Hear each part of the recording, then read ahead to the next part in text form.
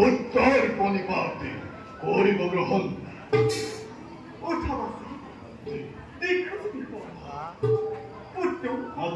পৰিসময় তুমি কেন দেবতা কৰো বন্দি কৰে আনিছা আৰু সেই দৃশ্য দৰ্শনৰ বাবে মুখে তুমি পৰিস্থিতি মন্ত সেই দৃশ্য দেখি আজি মনটো অনুস্ফলিত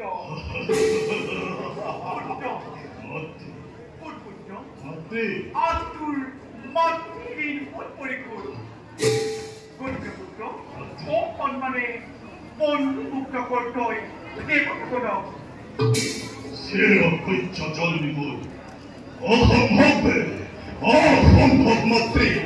তোমার কথা দেখাতি মুক্তি দিব কর্মখে নীলাস দেবতা অমাত্রে স্বর্গ জয়ের সময়তো সেই নীলাস দেবতাই অতর্কিতে গঢ়ে দুখলা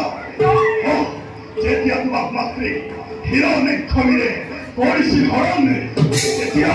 পৰা ৰূপ ধাৰণ কৰি বিষ্ণুৱে তোমাক কৰিছিল উদ্ধাৰ আৰু তাৰ সুযোগতে তোমাৰ গৰ্ভতে মোৰ জন্ম এই কথা তুমি জান পোৱা নাছিলা মাত্ৰে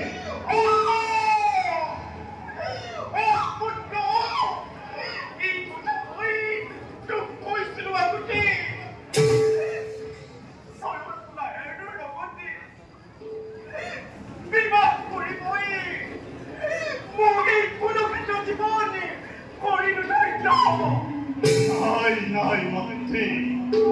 এই কথা কদাপি হব নোৱাৰে আৰু বাদ্য আহা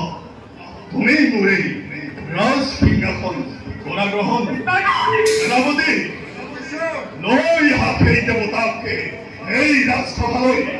চাও মই আজি ইন্দ্ৰ বৰুণ দেৱতাৰ স্বৰূপ চেহেৰা মাতৃ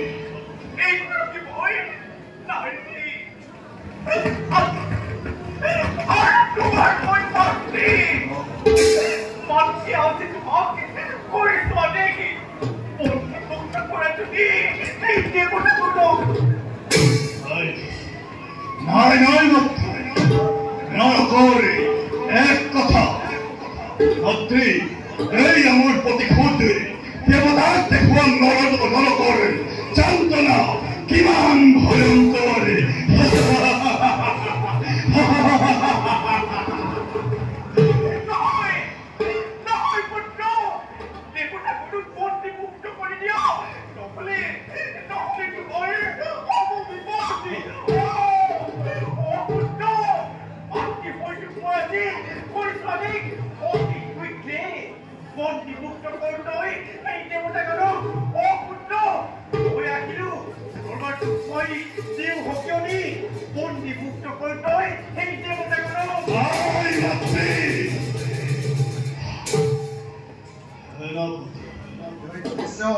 শনিলালে মাতৃদেৱী মোৰ কাতৰ অনুৰোধ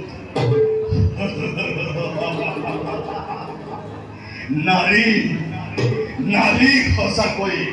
চঞ্চল অতি দুৰ্বল হঠাতে নিজৰ মনৰ বেদনা পাহৰি যায় বৰা সেনাপতি নিজ কৰ্তব্যত আমি সময় অগ্ৰসৰ